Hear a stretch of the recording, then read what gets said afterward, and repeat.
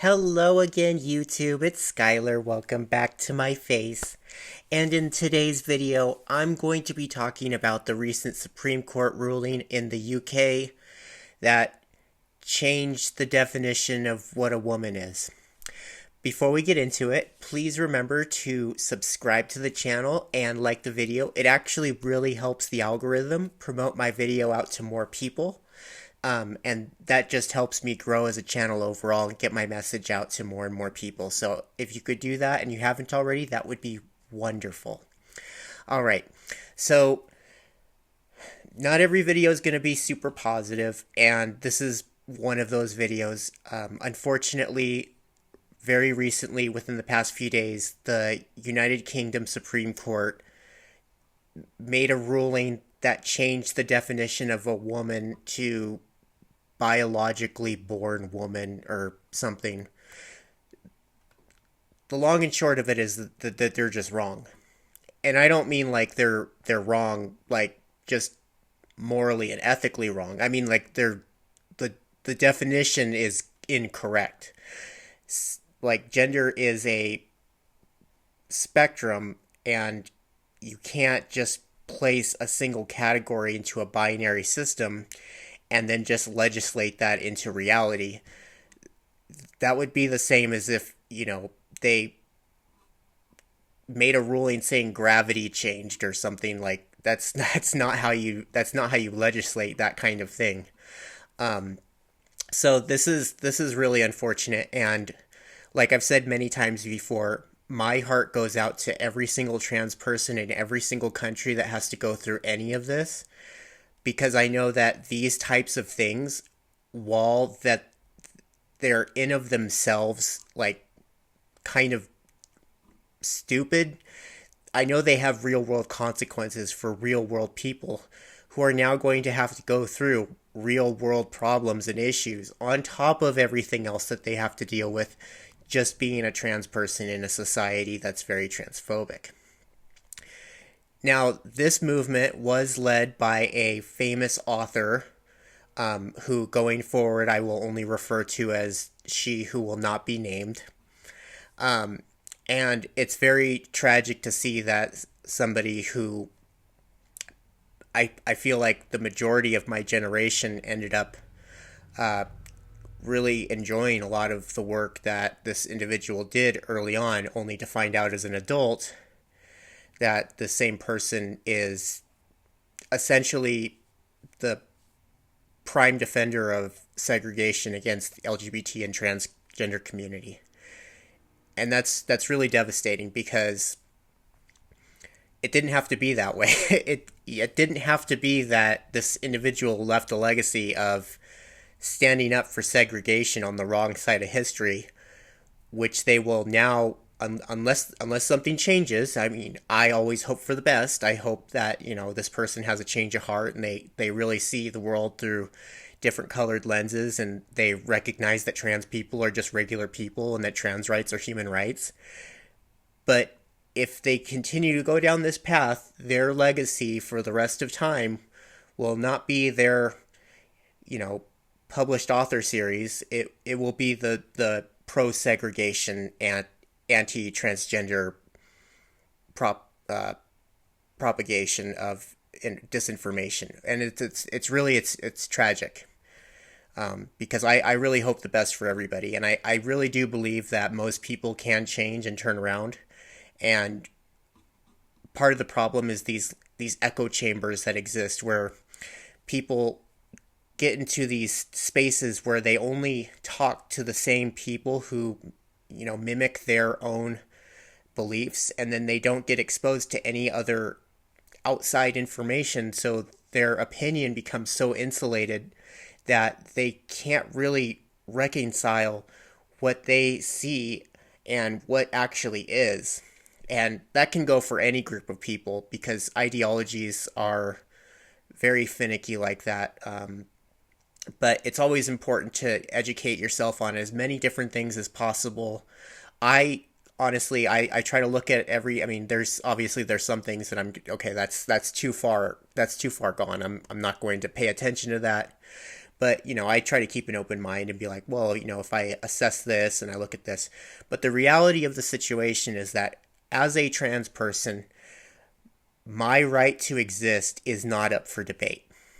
That's not something that we should be having a discussion about in the first place. Trans people have always existed. We will always continue to exist. And being trans is just an inherent part of the human condition. After the Supreme Court in the United Kingdom made their ruling a few days ago, the number of trans people in the UK is exactly the same. It didn't change, and it's not going to change, because you can't legislate out part of the human race. Like I mentioned in a previous video, history has gone down this path before. Let's learn from the mistakes of the past so that we don't repeat them again in the future. It's really tragic because as an American, this is something as far as like the civil rights movement that really, echoes that sort of same dying worldview of pro-segregation. But to see it from a country outside the U.S., especially, somebody that's supposedly such a close ally of the U.S., it's really disheartening. And I really hope that this gets overturned or overruled very quickly. I'm not too familiar with the political process in the UK. I am heavily involved in politics in the United States. I don't know what the laws and regulations around freedom of assembly are, so don't take to heart what I say about this, but I know that if something like this were to happen here in the U.S., there would most definitely be, protests that would be going on right now to try to push back against that. And basically just, going through any part of the legal process to try to, because these things, they really do have real world impacts. And a lot of people that, it's not really going to matter. Nothing's really going to change. Nobody's going to enforce anything. Well, then why did they rule it in the first place? Why did they make a law that's transphobic? Why did they pass, there's so many other things that we need to be dealing with on this planet. So many bigger, more important issues. And when things like these come down, it just shows how disconnected some of these people in power are from the reality of the world that they exist in. And I think it comes back to these echo chambers, these bubbles of, insular information and not getting any sort of different perspective on it. Not surrounding yourself with people from different backgrounds and different cultures and getting to know, people from different walks of life, because that's how you really learn who your friends and neighbors and coworkers really are. And I just really hope that people like this, especially to spend several millions of worth of dollars to put into the effort to go about doing something that only causes harm to a certain group of people. Like this type of ruling, this type of legislation, these anti-trans laws, they don't do anything to help anyone or anything. Their only intent is to disrupt and cause harm. That's just wrong. I really wish people could see, you shouldn't be focusing your time and attention on that at all.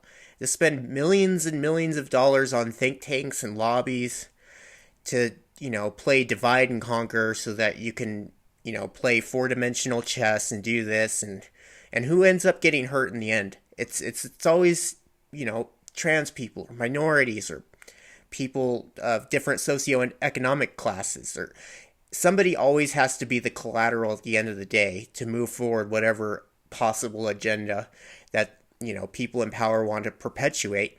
Or sometimes they just want to do it because they want to kind of stick it to the minorities. And that's even worse. doing something because you know it's only going to cause harm, and you still do it anyway, knowing the context of what you're doing, that's just evil. That's just evil. So again, I try to be as positive and hopeful on this channel, and I really do believe that things will get better and we are moving in the right direction overall as a society here on this planet. But we have to understand and deal with the reality that things like this are going to happen. And our instinctual reaction should not be to react, but to be proactive. And so, becoming involved in your political party, getting out, spreading the message, educating people, taking a stand, really trying to be as proactive and optimistic and do what you can within your capacity to try to help make the world a better place.